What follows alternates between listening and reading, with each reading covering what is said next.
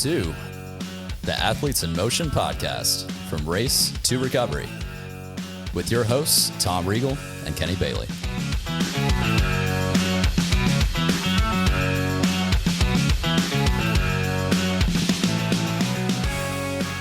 Hey, Kenny, how are you? I'm fantastic, Tom. How are you? I'm fantastic as well. We're welcoming Sara Milam back onto the show. She was with us last year. She is our licensed mental health therapist who has the owner and founder of Steadfast Living Therapy. And we're glad to have you back on, Sara. Always fun to talk with you. So thanks for having me. This is going to be fun. We've got a good conversation coming up about triathlon and its perceptions in society. We'll say in society is a bigger thing. So before we get into that, I want to thank everybody for all your notes and comments and things. Keep up the 5 stars, thumbs up, all of that. Helps the algorithm, helps us get out to a wider range of people. We're all global. We're across. We've got listeners in a lot of cool spots in the world, which we thank everybody for checking in and listening to us. Read all of that. And make sure to subscribe audio. You can see our wonderful faces on YouTube, on our YouTube channel as well, if you're just listening on that. Yeah. So welcome to the show. So this all came about. Sara reached out to me a few weeks ago, I guess now. And it was about an article that was written in Triathlete magazine that was questioning whether triathlon had an elitism problem, of their perception of being for only elite people and being up there. And so Sara pinged me about it because this seemed like, a couple of questions and things that she had off of this. So Sara, talk through what you were originally thinking when we popped this up, because I had read the article and you brought it to my attention. I went back into it again, read it a little bit more in depth. It was good stuff. It was actually a very good article. Yeah. So, I thought the article was really interesting because I've noticed when I go to participate in races, I often feel intimidated, particularly the day when I'm going to rack my bike and, get my packet and Sure. Everybody's there with their, fancy bikes, fancy equipment. And I thought it was just a me problem until I read this article and I was like, maybe other people also feel kind of intimidated when they are in that race environment. And then, of course, being a mental health therapist, I think about it from, the mental health and mental performance side of things as well. And so I wanted to reach out and see if you had any of your athletes that you coach ever talk about feeling nervous or feeling intimidated just by that race environment and by the kind of perceived elitism that's there. Yeah. And of course, my response was, heck yeah, we talk about it all the time. And that's the biggest thing. And I'm going to take a quick look over at this.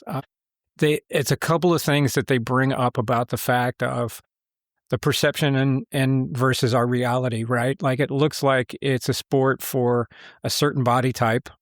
It looks like it's a sport for people who spend a lot of money, which all of these things are not true, right? Once you get beyond it and you go to a race, you start to see the different body types. You start to see people on different types of equipment and things that are there. But there is a group that spends a lot of money and needs to look good, and it's totally intimidating for everybody else, especially when you get to the race, especially newbies who are getting into the sport. I get so many people that come in for bike fits, and they're getting into triathlon, and we're getting them a bike, and they're getting set up on a tri bike or they're a used tri bike, or we're getting them on a road bike, and they're asking me 1,000 questions about all the gear that they need to buy.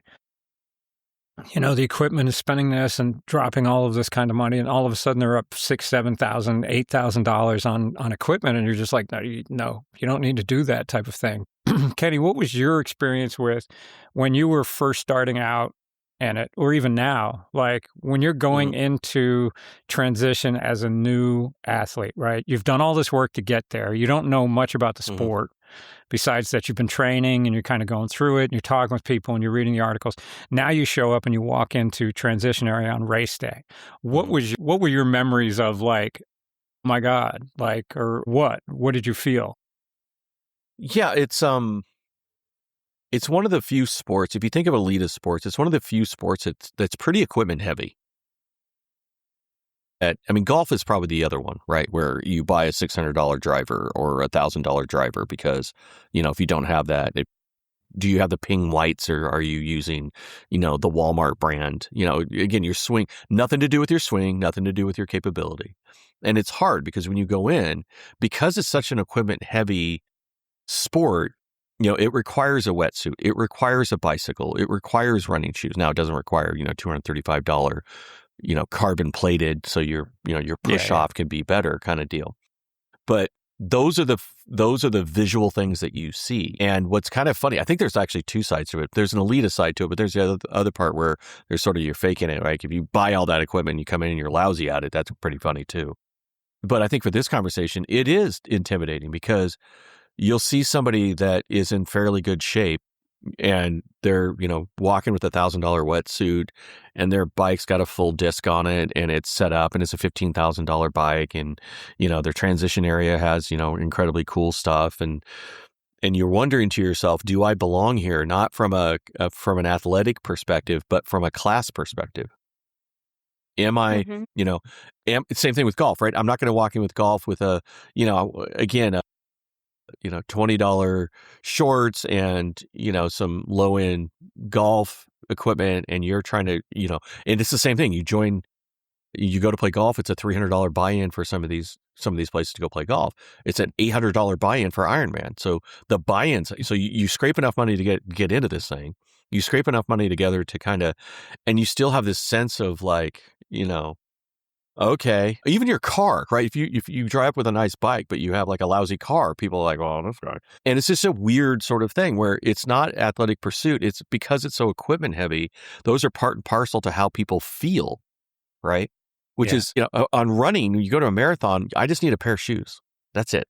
And a pair of shorts, and you're not going to look at somebody's like, if they have the high-end Mizuno shorts, who cares? You have a pair of shorts, it's a pair of shoes, go run, right? It's about capability, less about that. But I don't know. It's been this challenge because then it looks as if that barrier, perception is reality.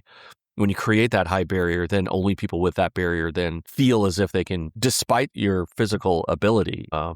And so that's always been a challenge. You go in and go, well, I got this bike. Oh, okay. I got the low end, felt bike and, can I do this? And you have to have a strong sense of self to be okay with that.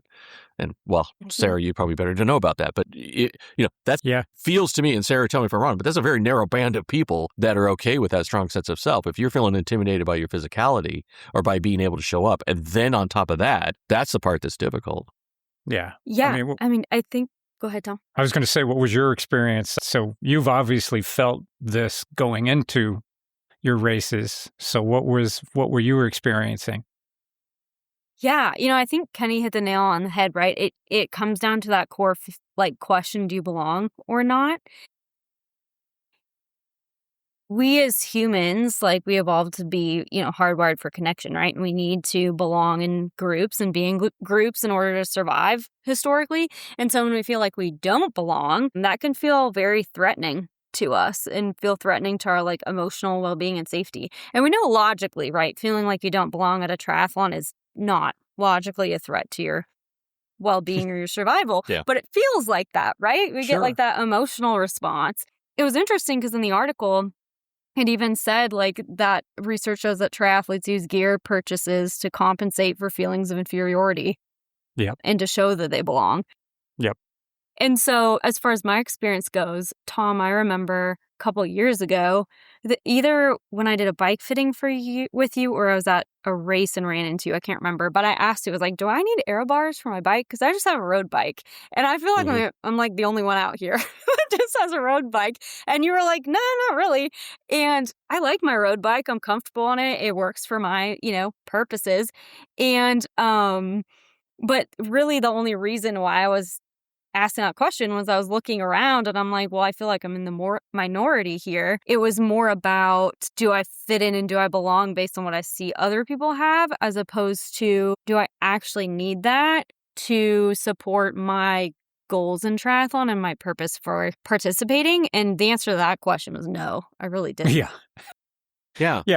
It's like showing up to a run club and you show up in work boots and jeans and something, but even if it's a meeting at a coffee house or a bar where you're not running, but you're going to meet the run group, right? They're going to have their run shoes on because they wear them all the time, right? This is their thing. And then they're going to have a shirt from an event or a jacket with the little Boston Marathon logo on it or something like that. And you're going to be standing there in work boots and jeans, and you're going to be like, I don't know if I really you don't feel that like these are my people type of moment. I totally see that on athletes going in. I love doing the sprint and Olympic races. And we can talk about the other piece of this that we're going to touch on a little bit is that triathlon has an Ironman problem because everyone thinks that Ironman is a triathlon and vice versa, right? So when people say, oh, did you do a triathlon? And like, oh, yeah, I did. Well, I just did a sprint. It was like, no. You don't have to do an Ironman. Like, so. Or they ask you, did you go to Hawaii? It's like, well, no, you got to. Yeah, it's sorry. like, no. It's like, so earn my way to that so one. I see these athletes in the sprint and Olympic races and they walk into transition and their eyes are big, right? Their heart rate, I can tell, is already up because you're walking into 300, 400, 500,000 bikes, on those races. And you're walking in with your road bike and you got your bag and you don't know what transition, you didn't practice transitions because you weren't with anybody that was showing you how to do those things. So you're kind of trying to glom information off of all of this. Right. And then the dude or the girl walks by with the disc wheel and the $8,000 bike and the aero bars and the whole thing. And they've got the real aero wrapped helmet and there's going down and you're like, yeah, that's not me. You can't even fathom how you get from where you are now to that. Right. And you're trying to process all that information while get into this race and think that you're probably scared of the swim and you're going and now I've got to jump off a boat or I've got to jump off a dock right into the water and swim. And you're like, how does this all process in my life? Why did I make this bad decision? To go down that road. I see it in their eyes and I usually end up talking to people and trying to walk them through some stuff. Oh, you don't need that. You need this. Just do all of that just over years of experience. But I mean, when I started off on it years ago, they had that, but not to the level it is now, right? We had the bikes, some disc wheels and some stuff, but it was still, I don't know, it was a little more old school. The tri-bikes were there, but they weren't as wide, they weren't as aero, they weren't it was just a little different, but it was still intimidating, because you'd hear the disc wheels make a certain sound with that carbon, which by the way is a beautiful sound. It's amazing. I love it now. My God, it's a beautiful sound. But you would hear them on the road. I'm getting past. You hear wow, that sounds lovely. You hear this swoosh, swoosh sound coming by you, and the brief 3 seconds that I hear it. Oh my God. That's you're either totally intimidated or you're like, I want to be like that. And the amount of people that plump down so much money to improve their bike without working on their engine, I see it every day. And I'm just like, hey, work on the engine, posture. If your posture was better, you would be putting out more watts type of things. Yeah, and still occasionally, and I'm the guy with that bike now, right? It's not that expensive, but I'm the guy walking in with the disc wheel and the whole thing now, and I'm just yeah, wow. Hey, Sara, so that's the question is, I feel like there's a bell curve that goes on, right, Sara? So this is what I'm kind of curious about from your experience. Yeah. It's if you plainly look like you're new, right, most people just leave you alone.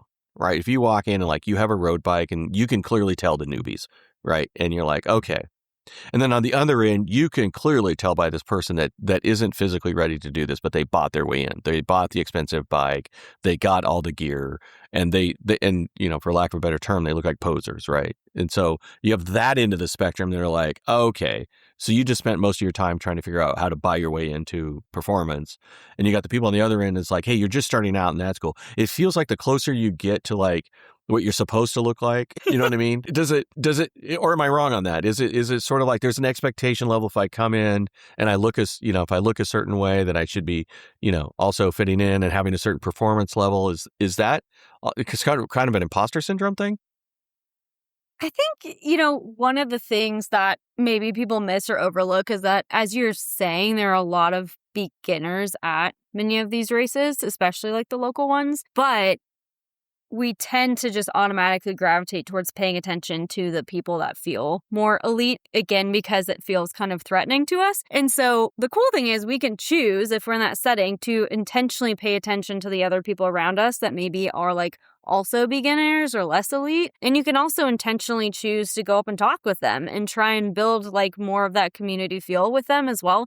If you're feeling like you don't belong, don't fit in, you can go seek out the other people at the race that you see also look like they're more kind of at your level, experience level, or also beginners.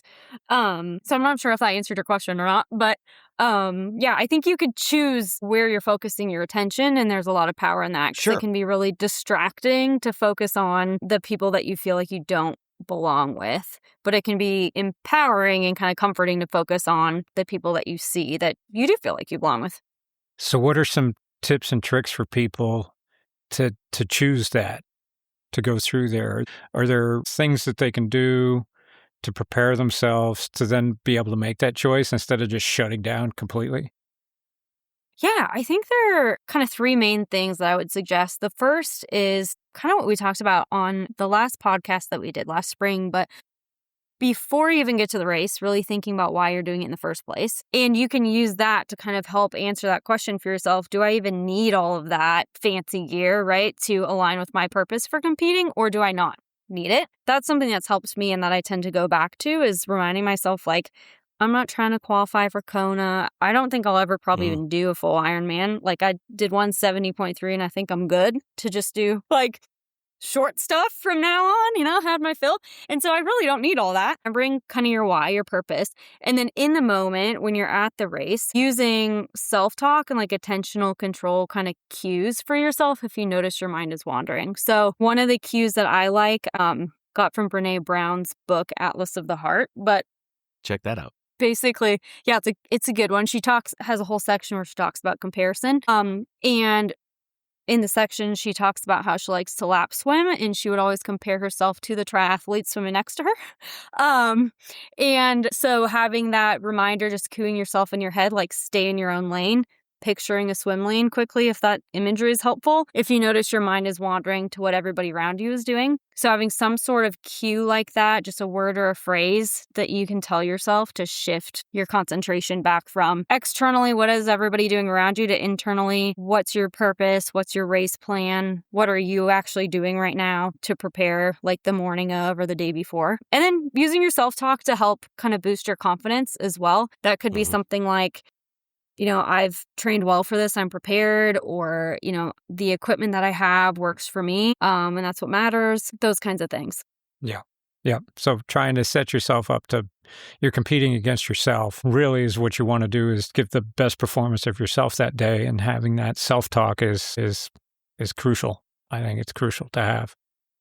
Yeah, I think the pleasant surprise too is if you go online and you look, you see all these, chiseled people doing triathlons, right? And they're always, great posture, their running form's perfect, all that sort of stuff. And before you get there, you think everyone looks like Jan Frodeno, right? Just this like 6'2", 150 pounds, 160 pounds, and you get there and you look around, you're like, oh my God, these are people like me.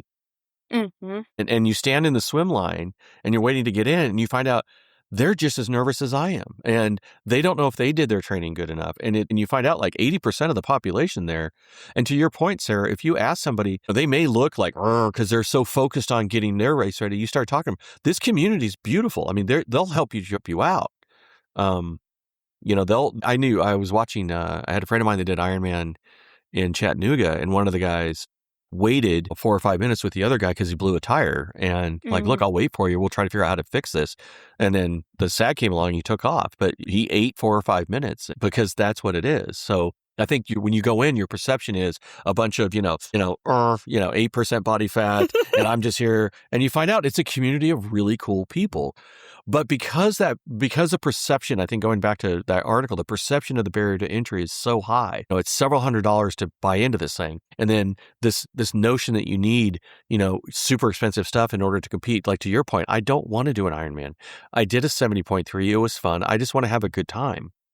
Yeah.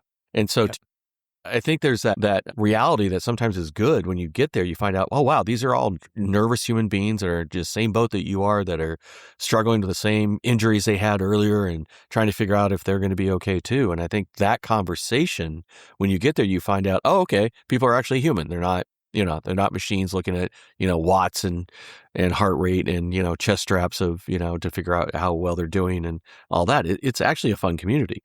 And they're just as the nervous problem about the is sprint we have a as the perception. swim. Yeah, but there's a perception problem that you have to do that, right? Because the people that are talking are the people that are 140 pounds and are writing the stuff. And we put people on stage that are, here's our hero dude that you're never going to attain to. Yeah. Right. I want to show, I think, Tom, one of our biggest episodes was around, following one of our triathletes that got pulled from mile 99. Yeah.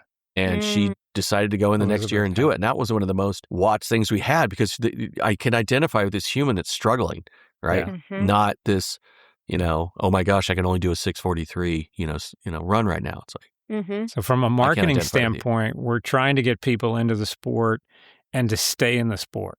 Like I'm in the business of it, right? So I'm a coach. This is how I make my living and bike fitting. And so I want people to come in the sport because the sport's amazing. I think when you do it, it's fantastic. You're accomplishing amazing things. You're doing all of this and it's really not as difficult as it sounds in your head when you're like watching it but from a marketing aspect, seeing somebody on a road bike or a mountain bike, upright with straight bars, doing a sprint triathlon is not selling it to the general public, right? They want to see the Fredenos. They want to see them in the stretched out positions on $12,000 bikes and all.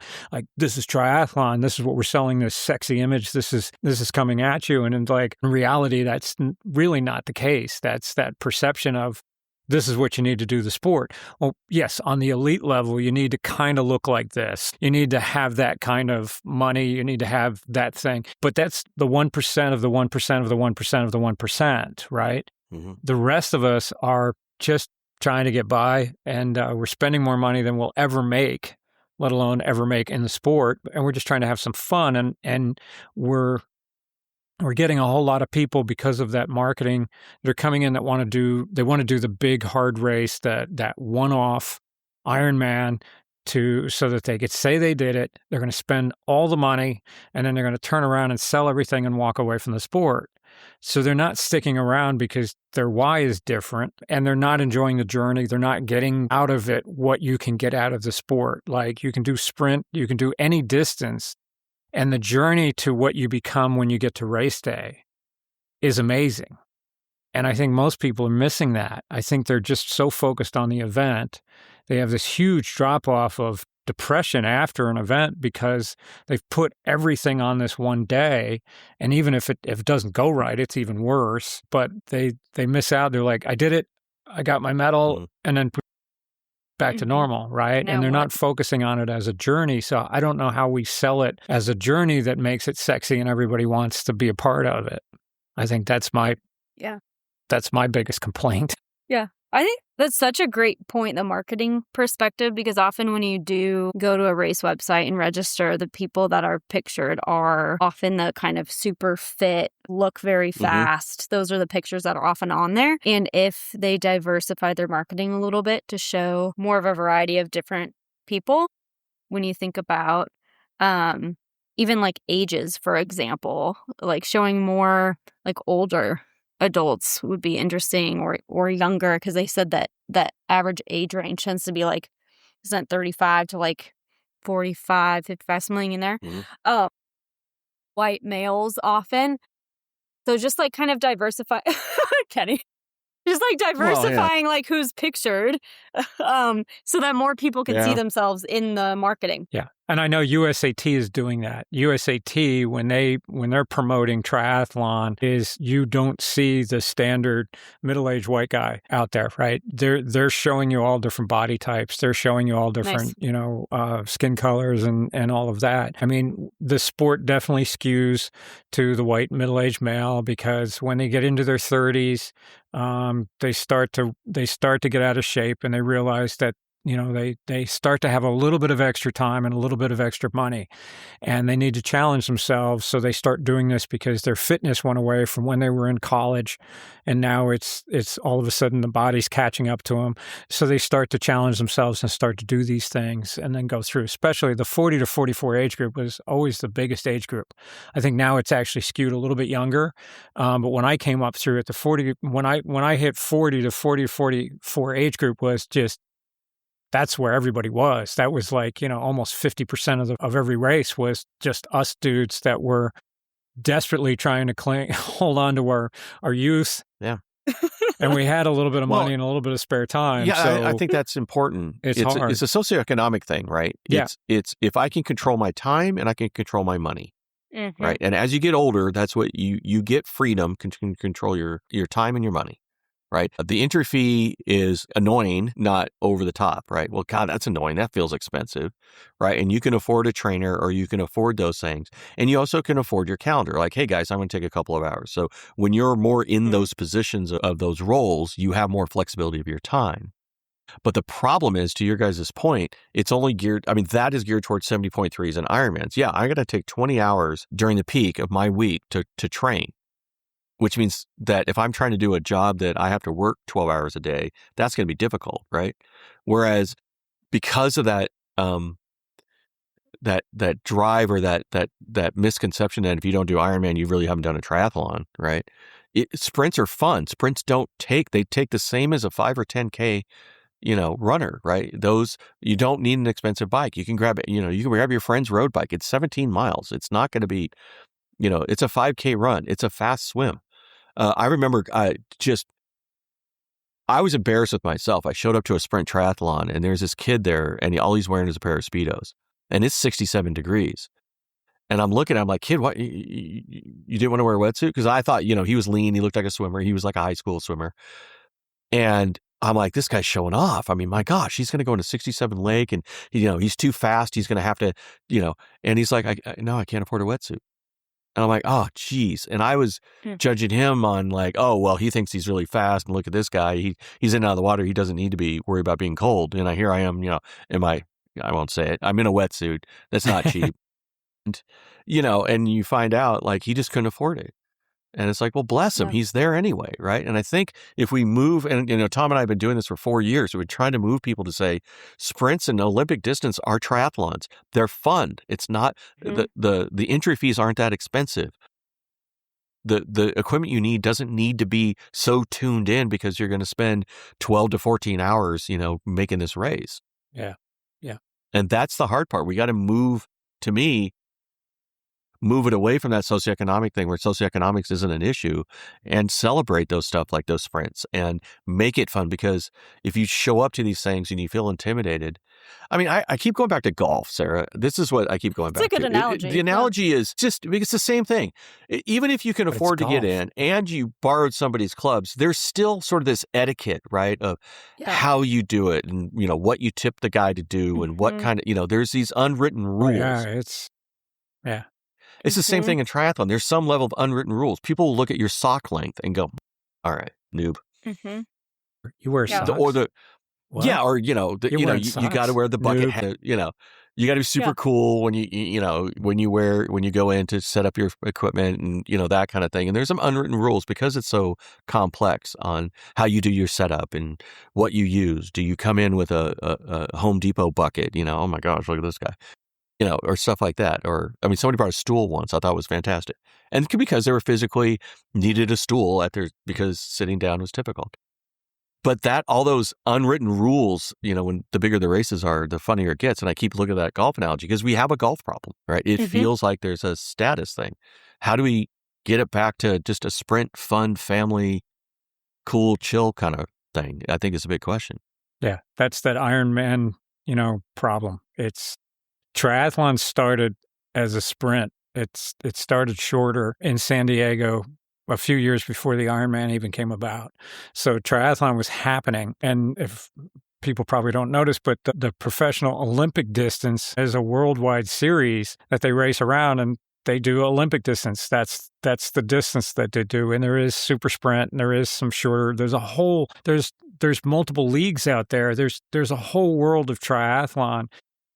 But because like a wide world of sports made that, sold us on the difficulty of an Ironman, and then Ironman became a brand over the years, turned into a corporation, and then they branded everything. So now you're just doing an Ironman, and everyone that's on the outside looking in just doesn't know the difference between Ironman and a triathlon. They think that's just one and the same. They don't understand all the nuances of the different lengths and distances. So we get back to that, well, it's an Ironman or it's nothing.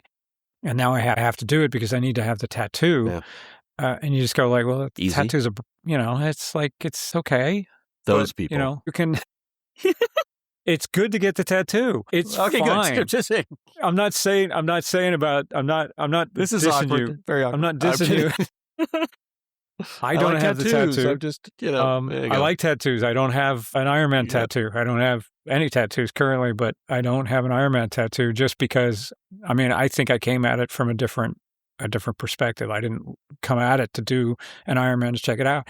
And one of the things that I try to encourage people getting into the sport is don't buy a triathlon specific bike right away. You should go and race for 3 or 4 years, and you can go all the way up to 70.3 distance without buying a triathlon bike. In fact, you can do an Ironman without a triathlon bike, depending on the race. But you should, it's such a different animal to go from a road bike to a tri bike. They are so different. And when you're starting new, you don't have the bike handling skills.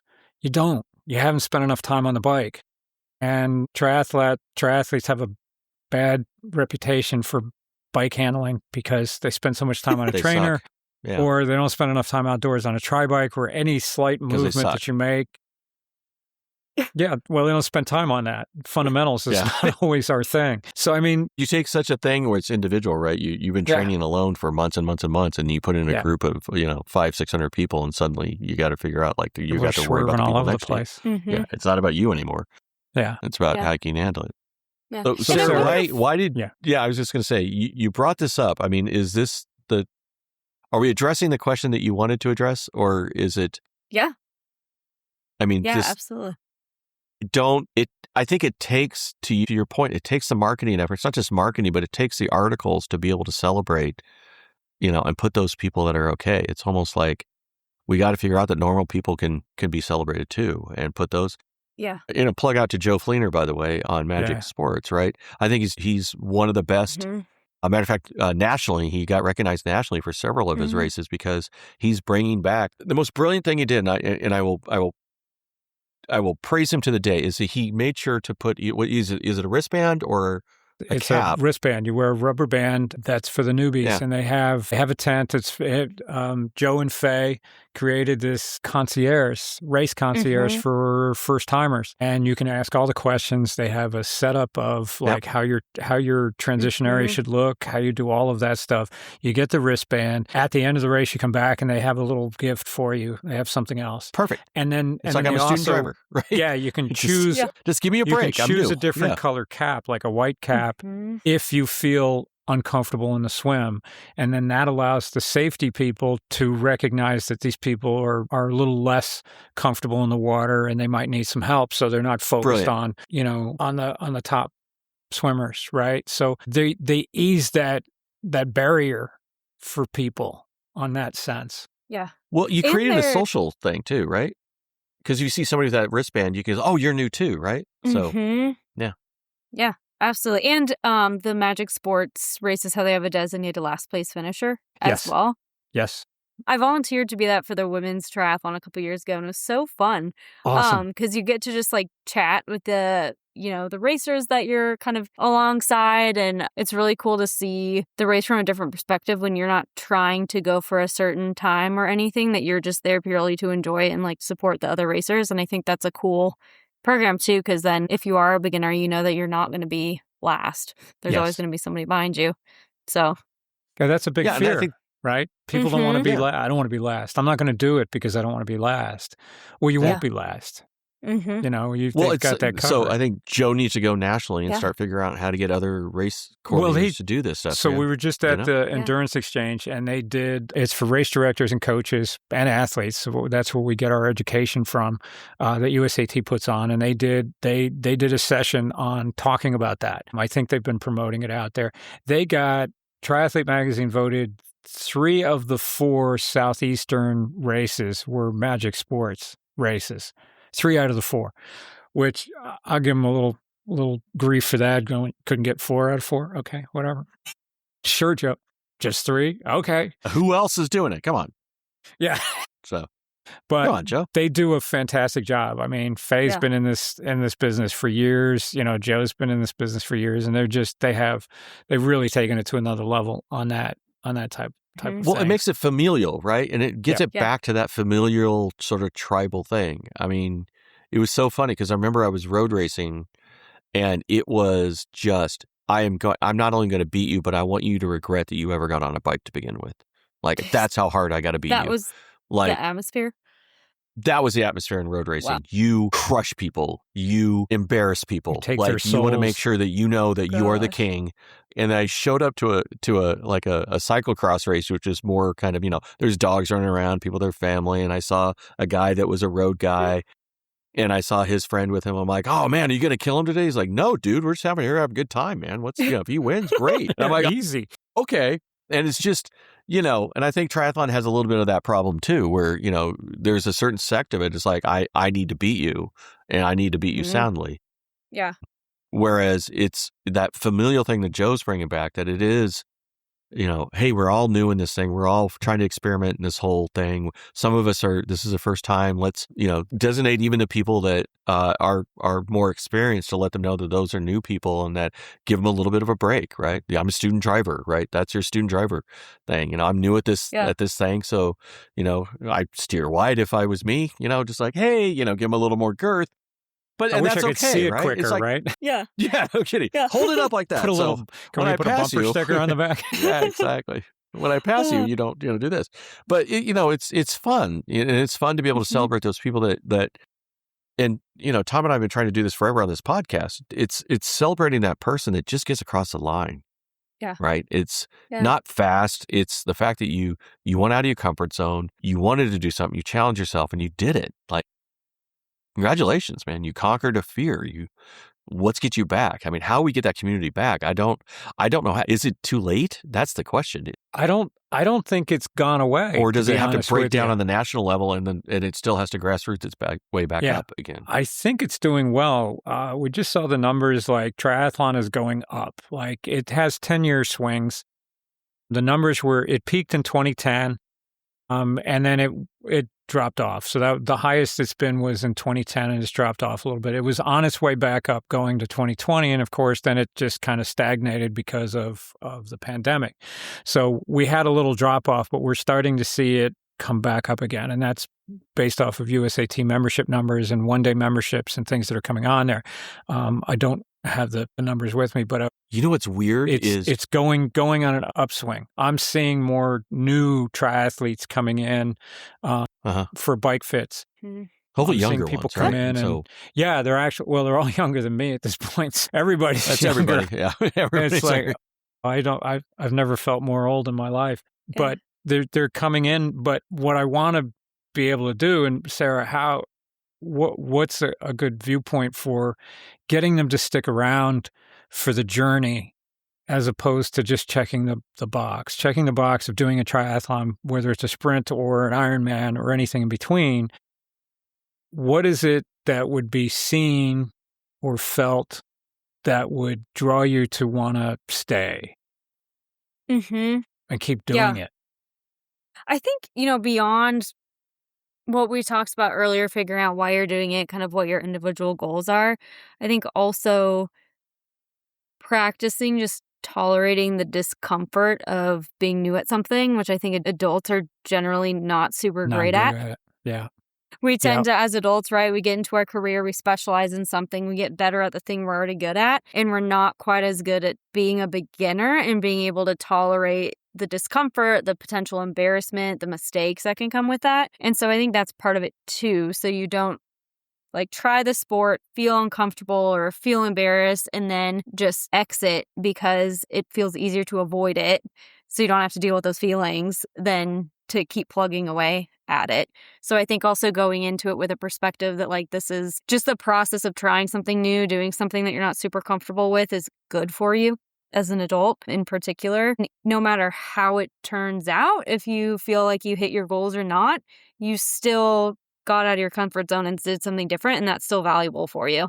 Yeah. So how do you set goals that are like, I think it's the goal setting part that people are getting into it need to focus on. The goal isn't, you want to finish the race. I always say that's a goal. You want to finish the race. But even if you don't finish the race, the fact that we overlook the fact that you went through a lot to get to the start of the race, to get through it. Maybe it wasn't your day. Maybe you had a mechanical, or maybe you just didn't feel good, or maybe the training wasn't where it needed to be, whatever. So you didn't succeed. There was a failure, but that's all of these pieces are what makes us stronger. That's how we grow as human beings, right? We get challenged, and if we fail it, and I use the term fail, but I hate that. Like if we don't succeed at that particular goal, doesn't mean that's our identity. That's the thing. Like most people, what was the thing? I'm going to blank on his name. The shooter from Golden State Warriors, huh? Steph Curry? Yeah, Steph. Steph is like one of the greatest shooters of all time, right? He set the record for 3-point shots, and just shooting has changed the game completely. And yet, if you look at the stats, he still misses more shots than he actually makes. Mm-hmm. Like when you start thinking about things like that, where it's just like he doesn't succeed every single time. It doesn't work perfect every single time, but you get better by actually failing more. There's people who started businesses who have failed on the first 5 businesses that didn't succeed and go through, and then they nailed it, right? Because you learn something. You get a little bit stronger. You just challenge yourself in ways that people are so uncomfortable with. We don't like change. Yeah. We try to stay with the status quo. I think triathlon is great sport for challenging that because there's always a little bit of growth. There's always some growth on every level, I think. Yeah. I don't know. And I think like often we're naturally driven to set outcome focused goals, like for example, finish the race, get a certain place. And so sprinkling in more process focused goals can be helpful. Those are the specific action steps you're going to take. So that could be, I'm going to get 8 hours of sleep a night, for example, or I'm going to, do this specific workout. The things that you actually have complete control over that you can execute, because that way you have more ways of feeling successful. It's not all hinging on an outcome goal that you don't have complete control over. You could get a flat, the swim could be canceled because of the weather. You could, if you have a goal of, getting a certain place and a bunch of really fast people show up, you could still have a really good race, but still not place the way that you wanted to. And so having some of those process focused goals that are completely within your control can help you still get that feeling of success. And then also having some values aligned goals as well. Like, for example, maybe you set a goal like, I just want to be brave. You can be brave and have a terrible race, but still align with that goal because you still put yourself out there. You tried something new, you did something that was scary. And so having some process focused goals and or some of those more kind of broad values alignment type of goals can be helpful. Yeah. Yeah. Okay. And it's kind of, and it's a difficult world we live in because everyone asks you about outcome-based goals. Everybody. Like my wife and I just, we decided to do a high rocks. Never done one before. And a high rocks is, a combination of you run a lot and you lift a lot, right? Never done it. And the general feeling is if you do well, it's under 90 minutes if you can get this done, right? And everyone was asking, so what's your goal time? Like, is your goal time 90 minutes? And you have to remind people because everyone asking you an outcome-based question. No, man, we're just there I'm here not to get a divorce. That's what I'm here for. Like my wife, this is the first time my wife and I are ever going to compete with each other. We rely on each other because we've done marathons together, but we haven't done them together. I run, she runs, and whatever the outcome. This is the first time where she had to do something that I was dependent on. And I'm like, that's my goal. My goal is to, have a household that isn't, divided. That's it. But you have to remind people so often about, no, it's not about a number. Like, it's not about a number. It's just, we've never done this before. We've never done it together before. We just want to see if we're going to have a good time. And for some reason, that's not a satisfactory answer for some people. Yeah. You're like, It's not. okay. Yeah. Like, no, I just, like, so what's your time? Even, I was getting coached and he's like, so we're going to try to get you 90 minutes. I'm like, nope. What we're trying to do is just do this thing that I've never done before and have a good time doing it. And whatever the number is going to be, the number is going to be. Of course, I want to be faster and we already signed up for the next one to be faster. But, trying to remind your peers or people, just casual people, because they don't know how to interact especially if you're a non-athlete and you're trying to, so what time you want to get? Because that's an obvious, sort of like, what job do you do, right? Americans tend to be very job focused, right? Well, what's your career? Like, I don't know. I'm just chilling, right? What does it matter? Right? I'm generally happy in my life, right? There's another thing, Sarah, that I wanted to bring up too. It's not about the individual. I find that, because we've had people on this podcast that were first-time triathletes, and they would go to the women's only, and I thought it was great. Again, plug to magic is that they did a women's only triathlon to remove that sort of, jocular, macho kind of thing. Just let them be kind of in a safer environment. But if people meet other people there, then they see them at the triathlon. When you join a tri club, when you're running with somebody of like mind with you or like speed, that tends to be a thing that I think if we have tri communities that are a little less, focused on getting you on a time and getting you on a podium and more about just the community of triathlon. I remember in California, we started, Fleet Feet started, and we had people that when they got to the half marathon, they already knew what place they were going to be in. Oh, I'm in third place. I'm going to be in third because I already know these two people showed up, and I'll be off by a minute or 2 minutes. I mean, they knew by a minute how fast they were going to be that day. And then you had another people that would like walk half of it. And they had the best time because they were having fun with each other and they were getting it done. And the medal looked exactly the same. By the way, the medal looks exactly the same, and they had such a great time in that level of community, and they would show up to these things and they would show up in the rain or show up because of that level of community. That's the thing also I think we need to figure out how to do a better job of is have that where it's not a competitive sort of community. It's more of an inclusive where let's just go do this and have fun and do this together and be able to get across the line and raise our hand together. That to me is, I think, if we can continue to emphasize that, I think it wouldn't be a bad thing. Yeah, absolutely. And I feel very fortunate that I have met people along the way who have been, I feel like super approachable, but like a bit of a step ahead experience wise, if that makes sense. So when I was living in Nashville, can't remember how I even got connected with her, but somehow got connected to someone who I ended up doing decent amount of like bike training with. And she had already done a 70.3 and I had never even thought about really doing one before until I met her. And I was like, she is a road bike too, like very average equipment. We're about the same speed when we ride together. That makes it feel possible for me to do one as well. And she's ultimately what inspired me to do another one. And she and I both did the Chattanooga 70.3 the same year. So then we got to like meet up the day before, meet up the morning of. Our bikes were racked like very close together. And without her, I probably wouldn't have even like thought to try it, or I would have been even more intimidated. And so I think being able to, again, like find people that look like they have kind of a similar level experience or kind of equipment as you do, but maybe a little bit more kind of a step ahead that can kind of pull you along can be helpful. I think that nails it because people are drawn to, when they see somebody doing something, they're drawn to people that look like them. And I think we've talked about that with minorities and other groups that like if they see someone doing it that looks like them, then they believe that they can do it. If they're looking at somebody that doesn't look like them, then it doesn't connect. It's just there's something mentally that just, and I totally understand that. I totally understand that. And I think that all comes down to marketing, right? Yeah. And the word of getting it out there.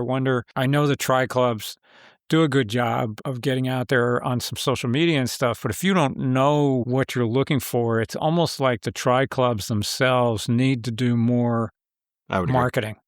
They need to do more marketing to let people know that they're actually there. Yeah. And then when you meet them, I think I mentioned it to you, Sarah, in our early conversations, like that elitism thing of what you see, but as soon as you enter in, it actually opens up. Like you get into it, then you start to see the different body types. You start to see the different equipment. You start to see people that are just in shorts, running shorts and that. But it's getting them in that door and not scaring them away right at that point. And I wonder if it's more marketing. I'm thinking on the fly as we're here, is just like what the tri clubs could do on a marketing standpoint to get more members in that. Yeah.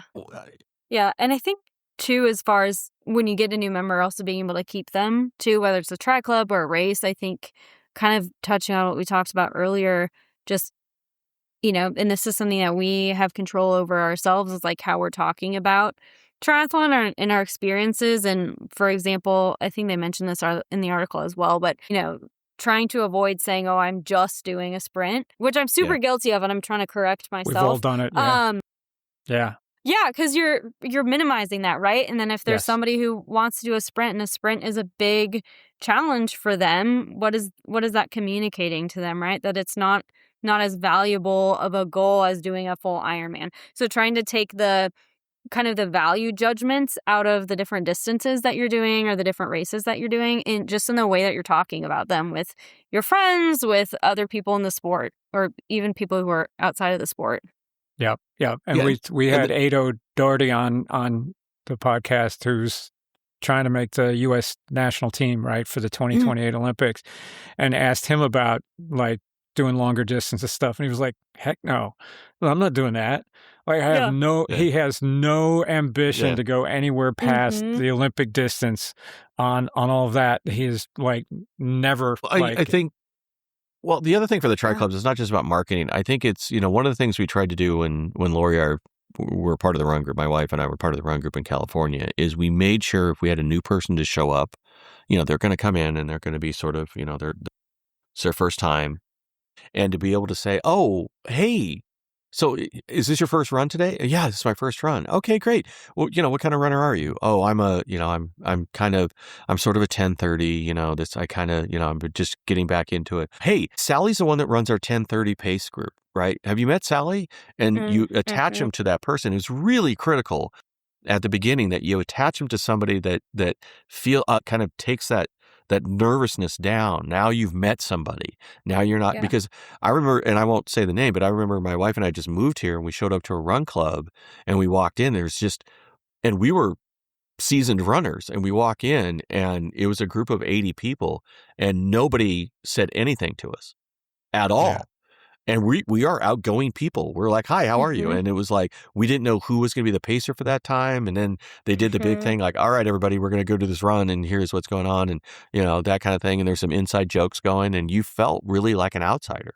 Whereas if you, these tri clubs, if you can get them in and say, oh, hey, this person here is just also doing they're going to be doing an Olympic distance as well. This is, this is their pace. And like, to your point, Sarah, you found somebody that was a similar pace to you on a bike and you're able to do that, or similar pace on the swim, and just make that connective tissue. That's a huge deal, especially that imprint when they first get there, to feel like, okay, I'm not in the corner and I'm not trying to figure out how to not only figure out how to this new sport, but how do I figure out how to fit into a new social circle, right? They're talking about things I don't know about. Yeah. Right? These are new words that I'm using, right? What's a brick? I have no idea what a brick is, Yeah. Yeah. I mean, for those, it's a bike before. Run. Yeah. Like I've tried various groups, and like I've had some where I join in, like, I tried this road biking group when I lived in Billings, Montana, that like a local bike shop ran. And I was like nervous to go the first time, but it was like mostly men. I think there was like one other woman, but by the end of it, I felt like so included and looked out for, and people were like teaching me things. And Correct. The other woman was like, here, have some of my water, because I ran out, and people were just like so welcoming. And then I've had other experiences where I go several times and I just never feel like I'm really like invited into the group, and you feel like it's kind of cliquey and people aren't really trying to welcome you. And those are the groups you don't really want to go back to. Yeah, so triathlon needs to figure out, to me, it's not just a marketing thing, but it's also sort of like, how do you make it back to that familial thing? Where you feel like you're part of something that's kind of cool, because you're going to show up, and if you do a crappy race, people are going to be like, hey, that's okay. We'll get them on the next one. Yeah. And it's like, you're right. That just wasn't my day. I've been to run clubs where they were really successful in doing that. Like you go do a race and you implode, and they're like, hey man, wasn't your day, but next time let's get back to the training. We'll do it next time. And you're like, it isn't a question of one and done. It's I how think do we've I lost, this is my social circle. I think we've lost a little bit of that from the pandemic. Because Yes. I see a lot less Agreed. of that. I think Kenny and you and I have conversations about bike rides and group rides. We don't have group rides out here. Or is not as many. I think the Harpist Bike Club is trying to do some stuff along those lines, but people don't know how to ride in a group. They don't know how to ride together. The tri clubs get together, they take a picture, and everybody just takes off and does their thing. Which, it's true. When they're on tri bikes, it's okay because they shouldn't be riding that close together because half of them get in their aero bars when they're right behind somebody, and it's like, please don't do that. But we don't have a group that goes out where, okay, here's the rules. Here's the hand signals we're using. Here's how you're riding. You're riding right next to each other or right behind somebody. You're not half-wheeling somebody, which is extremely dangerous. Most people probably don't even know what half-wheeling is. So it's like, how do you ride in a group where you're going to ride a little bit slower than you probably want to at certain times, or a little bit faster than you want to at certain times, but the whole group stays together and you have no drop and drop rides, right? That takes a little bit more organization. It takes a little bit more buy-in from the people that want the club to grow, right? They have to put a lot of time into that. The people, I know they have that in the Harpist Bike Club now. They've been doing a lot more education, rider education type stuff. They have some dedicated people that put a lot of time and effort into the club that way. Some of them are more retired, so they have a little bit more time. When we get in the triathlon clubs, it's not that way. It's everyone's got a busy life. They're in their 40s, and they're kind of moving along. So how do we get the clubs to share some of that, to have that group rise and go along with that? Because some people are just not. I think we've lost how to educate and bring new people into the culture of it. I think that was a whole podcast we're going to do one of these days. Mm-hmm. Maybe we'll make it a 2-parter because I'll probably go on for an hour just You're venting. Passionate about it. Very passionate about. I love riding in a group. If you've ever really ridden in a group where you're shoulder to shoulder with somebody and you get 6, 8, 10 people and you're all riding as one, and it takes practice, it takes time to learn. It's okay to bump shoulders with people. You don't have to panic. You have to know where your bike is. You have to be able to ride straight and be able to turn your head, which most people can't. When they turn their head, they go that direction. They wobble all over the place. They have to be able to ride and trust the person next to you, and do certain things and be able to kind of have a conversation, but also be aware of your situation, your environment. Your situational awareness is what I always get on my soapbox about. So it would be nice to have something like that. I don't know if I have the time to develop it or do it within the tri-clubs, but there has to be some conversation about how we can start to educate people that then we can teach the new people coming in, which will make you feel like you're going to want to stay. You're definitely going to want to stay. If you do a couple of group rides where people trust one another, you're going to show up every single time because you're going to feel safe. You're going to feel more secure. You're going to feel like you're actually getting something out of the workout, and you're going to have fun. You're just, you're going to be able to share stories and go get coffee and do a bunch of other things. I'd love to get back to that a little bit more. Yeah. Yeah. And I think it could be cool too I don't know if, the clubs necessarily have the resources or capacity to necessarily do this, but if they do have some events, whether they're workouts or clinics that are really targeted, obviously, to brand new people. So that way you feel like if you go, you're not going to be intimidated, or everybody else is also new, so I should belong. Yeah. Skill level should be, roughly equal to other people. That can help you feel safe too, I think, when it's just there's some kind of intro events or workouts that are just very obviously targeted at brand new people. Yep. I agree. What else did we miss? Did we get it all? Did we cover that? I think Did so. we beat that The topic rant. to death? It was a long rant. Sarah, I'm so happy that you reached out to me, and it was fun seeing you down at Chattanooga Full when I was down there with a couple of my athletes.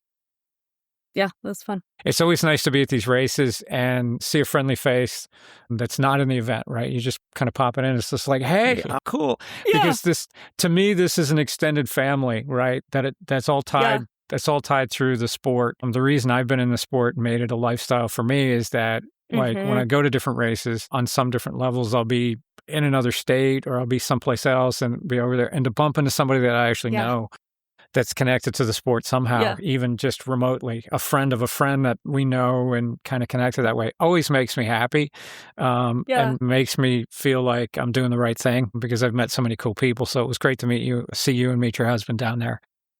Yeah. And then I had my athletes' family, one of my athletes' family surround me like with panic questions about, they were doing the math and he wasn't going to make the cutoffs and doing all this other stuff. I was like, he's fine. Gosh. He's going to be totally fine. They were all like, we figured it out. We did. You've never even seen the sport before. You absolutely are fine. He's like, and he did great. He crushed it. He did fantastic. But I got whisked away and I was like, I had to take care of everybody. We had a good time down there. It was a good weekend, good conditions. Good. But, yeah. Thank you for coming on the show. Go down and spectate. So yes. Oh, anyone should. I think people should pop down and just watch the races. If it's a local race for you, it's inspiring. Instead of complaining about the traffic and not being able to get around town, just go watch these people. The energy that comes from the transition area is it's totally palpable by anybody that walks in there. It's like, if you don't feel energized walking down there, like, I don't know, something's wrong with you, right? Yeah. I don't know. I'm getting crazy, but we appreciate you coming back on, Sara. Always great to talk with you. Thanks for having me. Steadfast Living Therapy. We'll put are you on Instagram? Are you on the socials? I'm not. Or you just, I'm not really on good social for you. media. No. Good for you. I've got We'll a put your practice website and stuff but that's about it. Okay. So would people find you if they need some help and they want to talk to you? We'll have that down there, and I'm sure we'll have you on again because there's some other good articles that have come out to talk about we'd like to talk about the mental side of the sport. I think it's very, very important. So thank you again. Absolutely. Thanks everybody for listening. Keep the comments coming. Like I said, we really appreciate everybody's feedback. Been doing this for a while now, so we're into year 6. Just finished year 5, moving into year 6. Really enjoying this. I hope we're getting better at it. So little by little, we'll get there. Yeah. Keep it up. We're good. We're an acquired Kenny, taste. as always. So. Yes. There you go. On most days. Yeah. So we'll try to and we've got lots of new episodes coming up. So stay tuned, subscribe. Kenny, thank you again. Sara, thank you. And everybody, we'll catch you on the next one.